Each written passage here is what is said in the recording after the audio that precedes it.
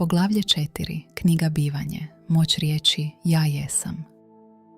Postoje dvije riječi moćnije od svake molitve, svake afirmacije i svake želje. Ja jesam.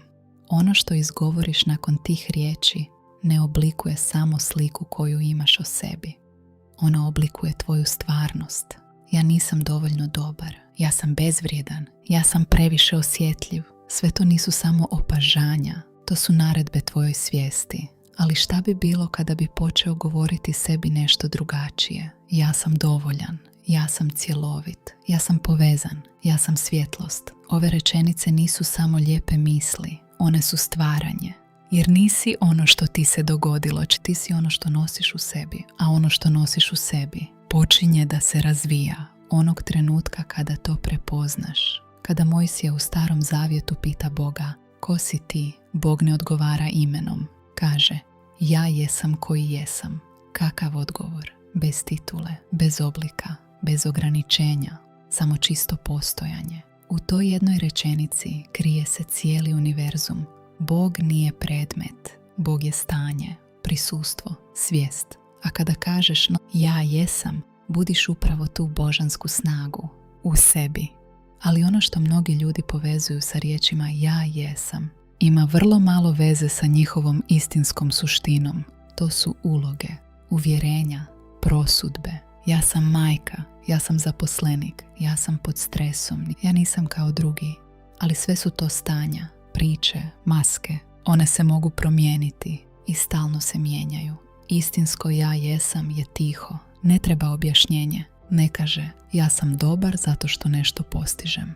Ono jednostavno kaže ja jesam, tačka. Kada jednom zaista uđeš u to stanje, bilo kroz meditaciju, tišinu, molitvu ili jednostavno kroz duboko osjećanje, tada shvatiš nisi svoje misli, nisi svoja prošlost, nisi svoje strahove. Ti si ono što sve to posmatra, ono što ostaje mirno. Kada sve drugo prolazi i upravo tu počinje prava snaga. Jer kada djeluješ iz tog unutrašnjeg ja jesam, ne moraš ništa dokazivati, ne moraš se boriti, ne moraš ugađati drugima, ne moraš manipulirati, povezan si sa izvorom. I iz te povezanosti raste povjerenje, povjerenje u život, povjerenje u svoj put, povjerenje u sebe.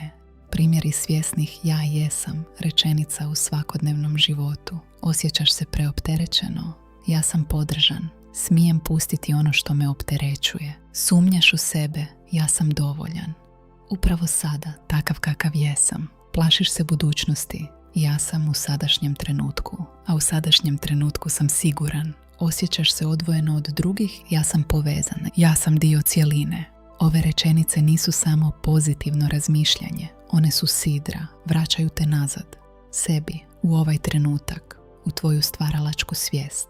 Izgovori ih naglas, zapiši ih, osjeti ih, a onda posmatraj šta se mijenja, jer riječi nose vibraciju, a rečenice ja jesam djeluju poput tihih molitvi koje poklanjaš sebi. Kada kažeš ja jesam, ne govoriš samo o sebi, ti stvaraš sebe, šalješ impuls u svoje energetsko polje, čin stvaranja, jer ono što govoriš sebi počinje da poprima oblik u tvojoj nutrini, a odatle počinje djelovati u tvom životu, možda ne odmah, ali postepeno, kao sjeme koje zalijevaš, sve dok ne postane vidljivo. Univerzum ne reaguje na ono što želiš, već na ono što jesi, a ono što jesi počinje u trenutku.